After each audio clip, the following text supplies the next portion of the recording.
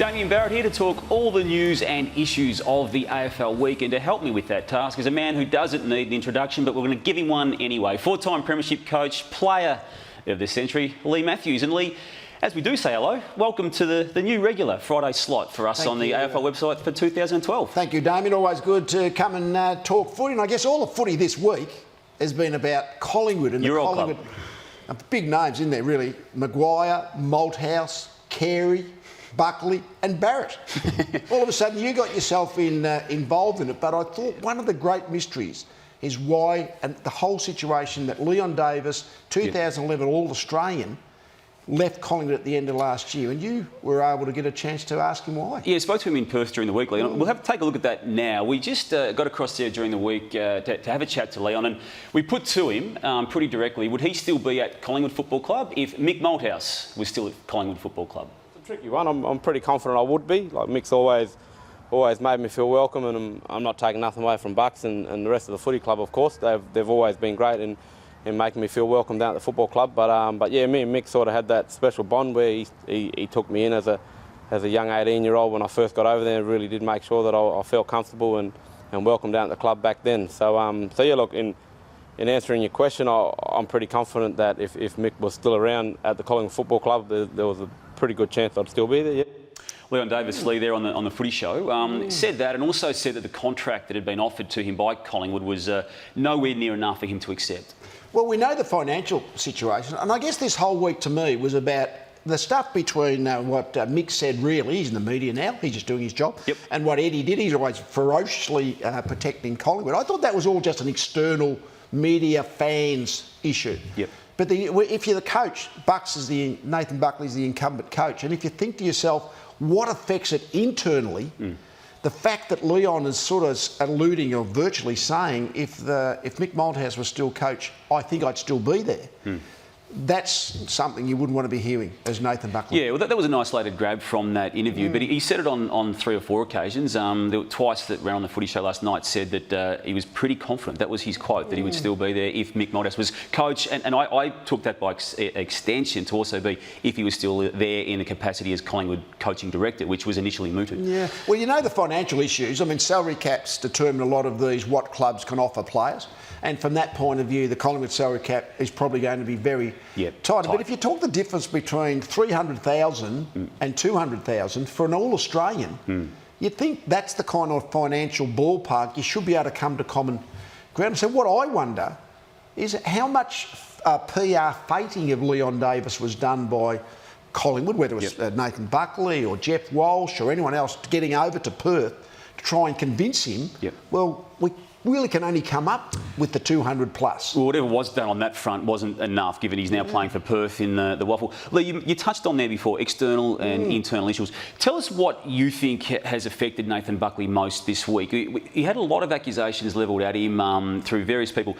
An unlikely one was Wayne Carey making comments on the players not being totally in sync with Nathan. How much would that hurt him? Oh, well, it'd make you think. I mean, as I say, all the stuff that happened between the Malthouse and McGuire was external. But when someone who might know somebody who knows somebody is saying there's half a dozen players that really don't get on with the coach. Because when you're coaching, I mean, there's 40-odd players. You have a lot to do with some of your senior players, not much to do with a lot of the real younger players. But you'd be thinking to yourself, geez, is there any truth in this? Because honestly, you don't really know. And that'd be and would really that be exacerbated disturbing. given his 3 matches into a coaching career? Like Well, all that. I mean, there was the whole issue of a coach who'd taken the club to 2 consecutive grand finals, 1 premiership, and replacing the coach. But when you're told that, that'd be really disturbing because unfortunately the senior coach never is quite sure. Are they all on side with me? Because at various times of their career, like you leave half the players out of the senior team each week. Well, they never like the coach much. When you get to a stage of your coaching career as you did, where you're so successful, do you get to a stage where you don't care what your players think about you if it's something you can't control? No, it's important because if your players don't believe in you, like they don't. Alan Jeans used to say the right term. You don't have to like the coach, but you have to respect the coach, respect his position, and believe in what he's asking you to do. That's the most critical thing. But really really no one tends to dislike a coach who's just coached the premiership side that you're part of. Yep. Everyone loves that coach. Do you sense any player-coach rift here? No. No. Well, I don't know. That's what I mean. The fact is, I think even the people behind the scenes at Collingwood are kind of starting to think, well, geez, and I know Gary Pert asked senior, but everyone's going to say there's no... As I say, the internal problems for me was what Leon Davis has said, so that was a really good get from you to actually get that quote, because he's a real man we haven't heard much from, and the Wayne Carey allegations. But when you said that Eddie McGuire should have a succession plan in place as chairman, what is that based on? It's based on the fact that Eddie, all week, it was so big, and back in 2009, as we know, was so adamant that Collingwood had a succession plan for a coach who he said was getting tired. Now, that's his right to have. I just thought it was a relevant debate to be had, and look, I don't expect it to be totally accepted by everyone out there in the community, Lee, but I just felt that given that was the event of the week, that he didn't have a succession plan for himself, given he'd been there a lot longer than Mick Malthouse. This is his 14th year. I never said he has to step down. If he wants to stay another 5 years, tell us. Well, I think maybe the question is succession plans, in all honesty. Succession plans more than 6 or 12 months in any position in the AFL is probably folly. Yep. But what I would say is the role that Eddie McGuire has played as chairman of that Collingwood Football Club, I reckon it's harder to get the person as connected, as influential as Eddie. It's easy to get a new senior coach. Is that hard? It's been terribly hard to replace Eddie McGuire. Succession plan shouldn't have been put in place. You were pretty big on that at the time. I don't think so. Well. I mean, 2-year succession plans. I mean, we had an interesting situation in my last year coaching the Lions when we thought about whether Michael Voss we should embark on the succession plan. And I think we eventually said it's just too hard to do. Yep. So we dropped the idea. Obviously, I resigned at the end of the year, and you got the job anyway. Michael Voss took over, but I think 2 years in advance, there's so much that can change in that period of time. Yeah, sure. Another coach who's been in the focus this week is Ross Lyon, who tonight plays or coaches a team against his old team, Fremantle versus St Kilda. Lee, tell us what he'd be going through this week, given it's so fresh. He coached St Kilda as recently as last year. Well, all it would mean is he'd probably have a more in-depth knowledge of the opposition. The fact is he's coming back. I'm sure he'd like to be, really deep down, you'd like to be playing him in Perth. In front of the Fremantle crowd. But the one thing about Etihad Stadium, it's one of the few stadiums around the country where the coach walks up through the crowd to get from the ground to the coach's box. Most of it, like the MCG, you can go up the back way, for instance. So I think the St Kilda fan, you know what fans think. He's walked out on us. He's the new coach of the opposition. They're going to give him a bit of a hard time, but he's not out in the middle. It's only at the breaks they do that. And coming up against players he loved. Yeah. Revold.